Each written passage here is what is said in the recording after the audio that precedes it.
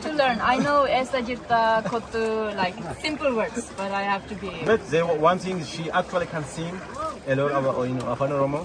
When she produced my song, so she's the one who sings with me.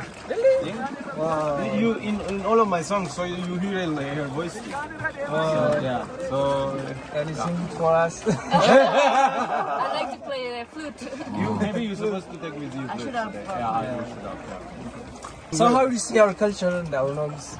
I'm actually very impressed. One thing I noticed yesterday was women feel very free in the society. Yeah. And I felt very happy that women could walk freely in the streets without being harassed.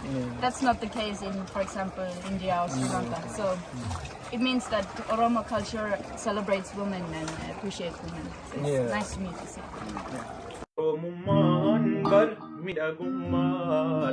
Ada sabi kun wangudada kokasa ibsun namumada ufulalun bal garbumada akaidalo ti bali dangago akaidalo ti bali dangago jette jollen biya magali kallo Nuti sada kamna malibote tamna ulkabaneya na jeda oromuman bar mida gumada ada sabe kun wangudada kokasa ibsu namumada ufalalun bar garbumada